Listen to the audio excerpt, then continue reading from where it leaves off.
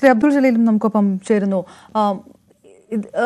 Diabetes society secretary Shri Abdul Jaleel, short action insulin ഈ 5 വയസ്സിന് മുകളിലുള്ള കുട്ടികൾക്ക് കൊടുക്കുന്നത് അത് ശാരീരികമായിട്ടുണ്ടാകുന്ന ബുദ്ധിമുട്ടുകൾ, അതിൻ്റെ ലോങ് ടൈം ആഫ്റ്റർ ഇഫക്ട്സ് ഒക്കെ ഡോക്ടർമാർ പറയുകയുണ്ടായി. ഏതെങ്കിലും സൊസൈറ്റി വഴിയും ഏതെങ്കിലും തരത്തിലുള്ള ഒരു സമ്മർദ്ദം സർക്കാരിൽ ചെലുത്തിക്കൊണ്ട് ഇതിനൊരു പരിഹാരം ഉണ്ടാക്കാൻ കഴിയുമെന്ന് പ്രതീക്ഷിക്കുന്നുണ്ടോ? തീർച്ചയായിട്ടും ഞങ്ങൾ ആരോഗ്യ വകുപ്പുമായിട്ടും അതുപോലെ തന്നെ സാമൂഹ്യ നീതി വകുപ്പുമായിട്ടൊക്കെ ഈ കാര്യങ്ങൾ ബന്ധപ്പെട്ടിട്ട് സംസാരിച്ചിട്ടുണ്ട്.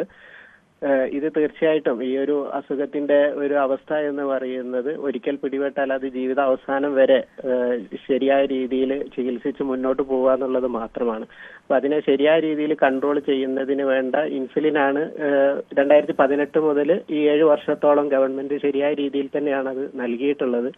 ഈ ഒരു ഏപ്രിൽ സാമ്പത്തിക വർഷം മുതലാണ് ഈ സാമ്പത്തിക പ്രതിസന്ധി കാരണം ഈ കുട്ടികൾക്ക് ചികിത്സയിലേറെ ബുദ്ധിമുട്ട് നേരിടുന്ന ഇൻസുലിനേക്ക് ഗവൺമെന്റ് മാറിയിട്ടുള്ളത്. അപ്പൊ ഇത്തരം ഡോക്ടേഴ്സിന്റെ റിപ്പോർട്ട് കാര്യങ്ങളൊക്കെ വെച്ച് ഞങ്ങൾ തീർച്ചയായിട്ടും ഈ ഒരു നിവേദനം സമർപ്പിക്കുകയും ഈ കുട്ടികളുടെ ആശങ്ക ഗവൺമെന്റിനെ അറിയിക്കുകയൊക്കെ ചെയ്യുന്നുണ്ട്.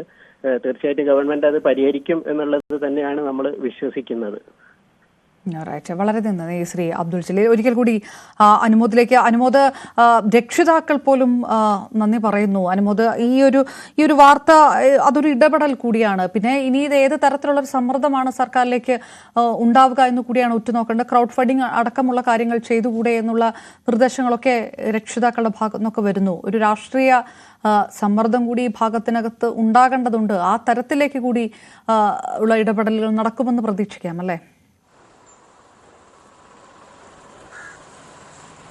അപർണ, അവഗണിക്കപ്പെടുകയാണ് സത്യം പറഞ്ഞാൽ ഈ കുട്ടികളും രക്ഷിതാക്കളും ഒക്കെ. ഇവരുടെയൊക്കെ ഈ ഒരു നീറുന്ന പ്രശ്നം എത്രമാത്രം ഗുരുതരമാണെന്ന് സത്യത്തിൽ ഒരു മേഖലയ്ക്കപ്പുറം ആർക്കും അറിയുന്നില്ല എന്നുള്ളതാണ്. അവരുടെ ജീവിതത്തിലെ സകല സന്തോഷവും സകല സമ്പാദ്യവും കുട്ടികളുടെ ഈ ആരോഗ്യത്തിന് വേണ്ടി മാറ്റിവെക്കുകയാണ്. ഊണും ഉറക്കവും ഉപേക്ഷിച്ച് വല്ലാത്തൊരവസ്ഥയാണ്. അപ്പോൾ നമുക്കിവിടെ സർക്കാരിന് ചെയ്യാൻ കഴിയുന്നത് ഇതിൻ്റെ ഈ ഒരു ഗുരുതരമായ സാഹചര്യം മനസ്സിലാക്കി ഫണ്ട് കണ്ടെത്തുക എന്നുള്ളതാണ്. അതിന് നിലവിലുള്ള ചട്ടങ്ങളായിരിക്കില്ല ഒരുപക്ഷെ ഒരു പ്രയോറിറ്റി നൽകേണ്ടതായിട്ട് വരും.